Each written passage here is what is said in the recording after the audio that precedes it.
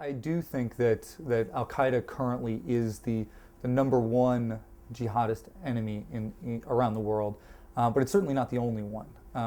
There are a variety of other groups related to the Taliban in Pakistan in particular, Central Asian groups.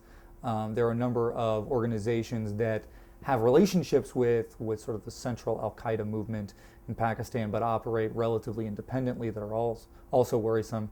For Europe, I think there are, especially the Central Asian groups and some of the North African groups are particularly worrisome. The Central Asian groups, the IJU and the IMU, the Islamic Movement of Uzbekistan, the Islamic Jihad Union, are particularly worrisome. But the reason I think that Al Qaeda is the most important still is that it still plays this very symbolic role. And Osama bin Laden, even though he's not operationally very important anymore, still is a symbol that is looked to for advice and support and guidance by many organizations around the world. And that's why I think Al Qaeda is still the most important. Yeah, I think that it varies. I think that the Al Qaeda organization in North Africa, which is called Al Qaeda in the land of the Islamic Maghreb, I think is not terribly strong in the sense that cannot achieve its goals. But I also think that it is organized enough that it can be very deadly in Algeria and in some other places in Africa, and that's worrisome. And I also think that it has connections to a variety of networks in Spain, in France, and some other countries in Europe, and that those networks and people that may be sympathetic to those networks are still potentially very dangerous.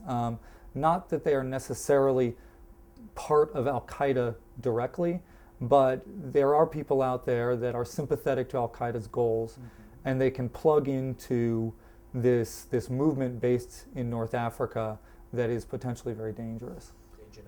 I think that danger is very real. I think we've seen that in a number of examples. We see a version of this in the United States with a U.S. Somali American community and folks traveling to Somalia. It's the same kind of problem everywhere, and I think the core issue for these second generation people is making sure that they feel invested in their society, in their host society. So it's very important to get them invested in the political and social and economic life, whether it's in the UK or Spain or Germany or France or the United States. We have to take a special care to reach out to these people before they are radicalized and can cause problems. A big part of that, I think, is working with those communities in particular, where you see on a number of occasions parents, mothers and fathers that are very upset that their children have decided to go off and fight in Iraq or Afghanistan or Somalia, for example. And I think working with those families and working with communities, the communities are the first line of defense, not the police, not the intelligence services. And so I think that it's critical to work with those communities. All of the above.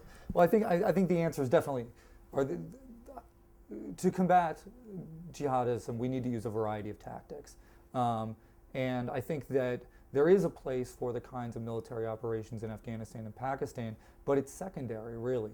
I think the most important things we can do are work with communities, frankly, to make sure that they are aware of a potential problem in their midst, and make sure that those communities as a whole are invested in their societies, whether that's in the Middle East or Europe or the United States. Making sure that people feel invested in the future of their country is a key way to keep them away from the kinds of terrorism that we see with Al Qaeda.